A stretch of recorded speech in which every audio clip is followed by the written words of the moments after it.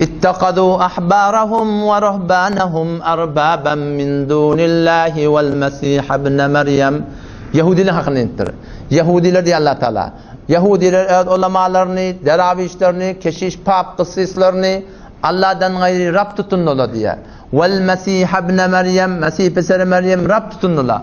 Ve ma umiru illa liya'budu ilahen vahida. Emredilmediler meğer şu ilahe vahid, la ilahe illallah ne var? Allah'a ibadet etmeli. Şu la ilahe illallah öyle olmalı.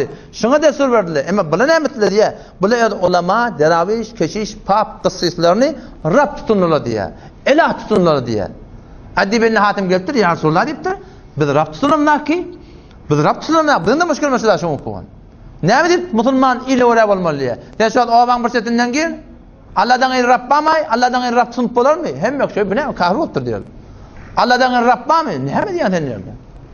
Allah'dan gayri Rabb olacak mı ne mi? Hadi benimle hatimde şu müşkül girdi ya Resulullah. Biz Allah'dan gayri Rabb tutunum da. Bu Allah Teala bize şey deyipti o. Ulema, keşiş, pap, kıssislanı deyip. Deravişlanı deyip. Rabb tutununuz. Ya Resulullah biz Rabb tutunum da deyip. Peygamber açıkladı diye. Meğer şiddetin keşiş, pap, kıssislanı halalı haram edenler. Yani doğruyunu egri edenler. Ve haramı halal edenler. Yani egriyini doğru diyenler. Siz bir de o takışlan indi düştüğüm düşün. Düştük ya Resulullah. Ona şu Rab tutunmak da açıl etti. Şu Rab tutunmak da. Biz o da Müslüman da şuna itiye Allah. Ki biz haysi bir hukmu şeriatta şeriatın tersine gidip de Allah'ın hukmunu neye çıktın ay? Bolar ganimet bolsa beter katıp verme nedir mani? Ha? Allah'ın hukmunu kenara koyup da halkın egir diyen adına egir deyip, halkın doğru diyen adına doğru deyip, Allah bilen şeriatına işin olmasa kim Rab bol yaşta? He? Cevap verin oraya. He? Halk Rab bol yaşta. İle oraya bolmalı vakti dinden el çekip de dini enkar el çeksen ay beter kat tutuyan mani. İle oraya bolmalı dinden el çekten, halka oraya bolmalı halıktan el çekten, il Rab bol ya, halk Rab bol yaşta. Peki la ilahe illallah. Allah'dan başka layık itaat yok. Şu dünyada var ya hiç kim din etmeli şu dünyada. Ahunda din etmeli, Moğlan'da din etmeli, enende din etmeli, atan da din etmeli, doğatan da din etmeli, hemsayan da din etmeli. Ağaçlı zendegide hiç kim din etmeli. Kim din etmeli? Allah'ın din etmeli. Ahunun aydanı, Allah'ın aydanına cur gelse, Allah'ın hükmüne muvafık ede, lazım der ki bir defende selle olanla cur gelsin. Ahunun aydan, Allah'ın aydanına cur gelse, sen zahiren ahunun diyen etiyen, sen Allah'ın diyen ettin.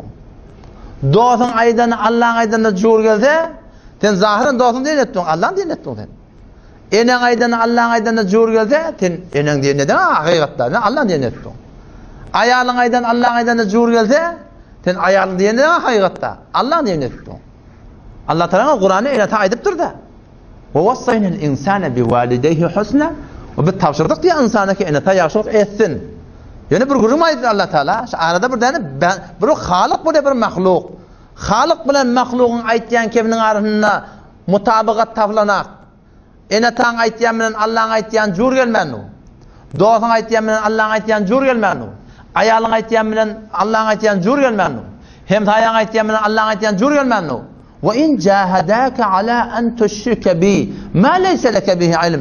Bir vakti yine tanı methile diye ettim. Allah Teala bunu yanlışa mı hadiye? Şu bir vakti bile Allah'da şu olsa kimini Allah'a şirk getirmeli. Beni Allah'ın hükmünde uyduracak olsa da, beni Allah'ın şeriatını zehir parçalacak olsa da Allah'ın öğrettir. فَلَا تُطِعْهُمَا diyelim yoksun da diyen etmediktir. وَصَاحِبْهُمَا فِي الدُّنْيَا مَعْرُوفَ muhabbetin et. Nermin bozun goftarda ama beni Allah'ın aydanını kenara koyup en tam din etmedi Allah Teala. Peki kime ibadet etmeli? Fakat Allah'a layık ibadet değil mi? Aynı şey var Müslümanların üstünde fakat Allah'a layık itaat.